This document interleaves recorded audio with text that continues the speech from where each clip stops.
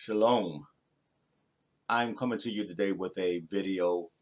Basically, the reason I'm doing a video is because for a while there's been a doctrine going around saying that chicken is an unclean animal. We should not be eating it.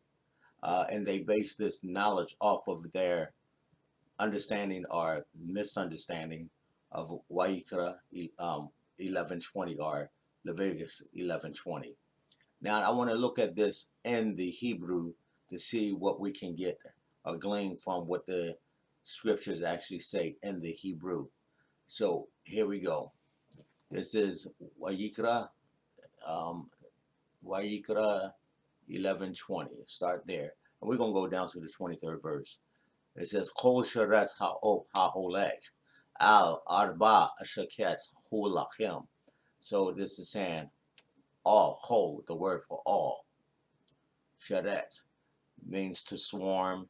It also means moving. I think the King Jimmy translated this as creeping.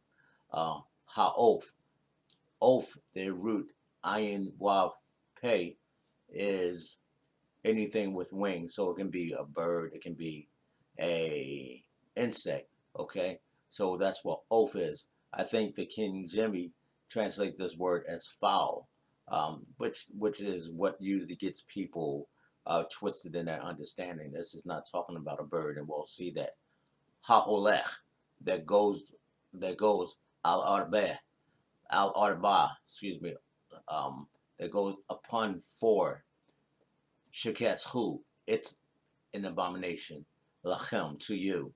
So it's basically saying all swarming flyers that go upon four is an abomination to you. So that's what we see here. So we're going to continue um, to get more understanding of this as we go down to the next verse and the verse after that and so forth.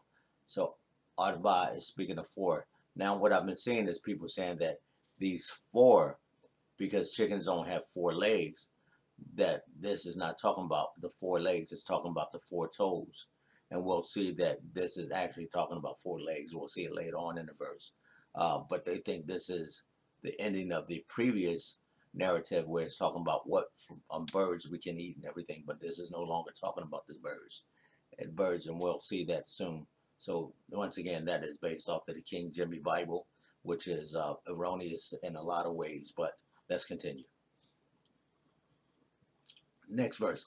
Ach et ze toklu mechol sheretz ha'of ha'holech al arba asher lo kara'ayim mima'al leraglau lenater bahen al ha'aretz.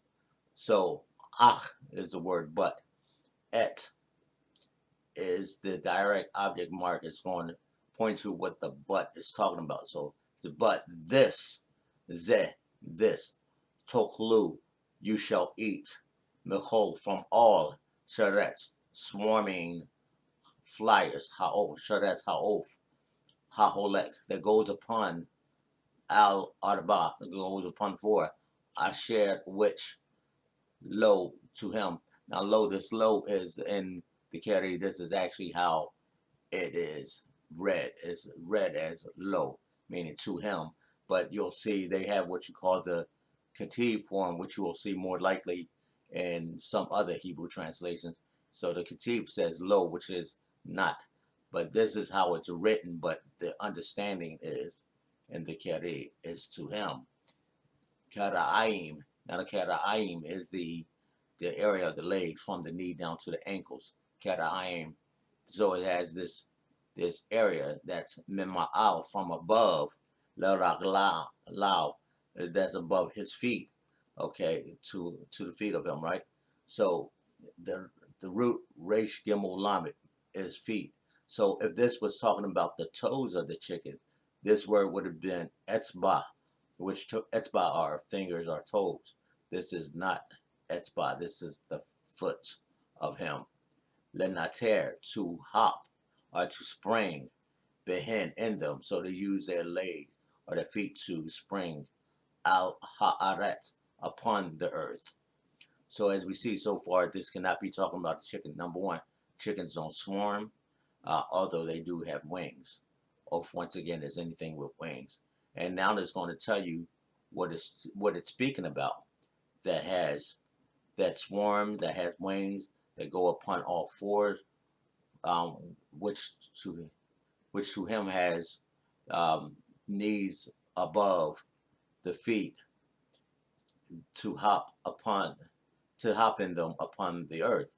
So let's continue. Next verse. Et ele mehem toklu et ha'arbe limenu We'et ha-solam lemenehu. We'et ha-hargol lemenehu. We'et ha-harav lemenehu. So it stands, et, once again, is the direct object marker. It's pointing to what it's going to be addressing.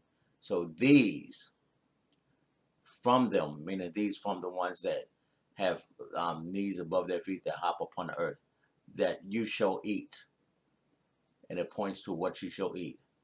Ha arbe, the locust, lemeneu, and its kind.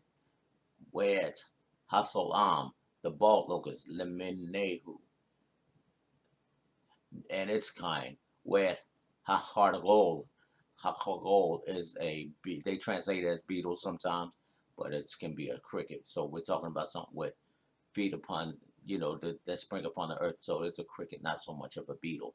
Lemenehu, and its kind. Wayet hacharav, the grasshopper, and its kind. Lemenehu. Okay, and then it goes on to the next verse, the 23rd verse. Wechol sharet ha'of asher lo arba araglaim sheket hu lachem. It's saying all or every, as it's translated here, every swarming flyers or things with wings, swarming things with wings, which to him goes upon the feet, that goes upon four, excuse me, that goes up low, to him 4 feet is, that has 4 feet is an abomination to you. It's an abomination to you. So excuse me for making that part a little rough. So it's all swarming flyers, which to him have 4 feet. Um, Shakets is an abomination. It's an abomination to you. So this, once again, this is, if it was talking about the toes of a chicken, it would be saying etzba. But once again, the root resh gimel lamed ragal ragalim raglaim is is a duality. It's a feet. Okay, so it's an abomination to you. So once again, we're not talking about a chicken. We are definitely talking about insects. A lot of times people take a verse out of the scriptures. They only read it from the English. They don't look into the meaning of other words, and they come up with these new doctrines. Do I think they're doing it purposely for some ill intent? No, I don't. I think, once again, it comes from ignorance, not ignorance in the fact that they're just ignorant people. No, basically ignore the information that's out there for them to get some understanding of what is really being said. There are some people who totally reject the reading of the Hebrew. They rather say, oh, well, we speak English, so let's go with what it says in English. We don't speak Hebrew. But if you're going to read the ancient text, it might be good to learn the Hebrew, learn what is actually being said, and stop depending on a translation. Translations, a lot of times things just get lost in translation. Translation, a lot of times, is a bad idea. And with that, I'm going to say shalom, shalom, peace and blessing to you all.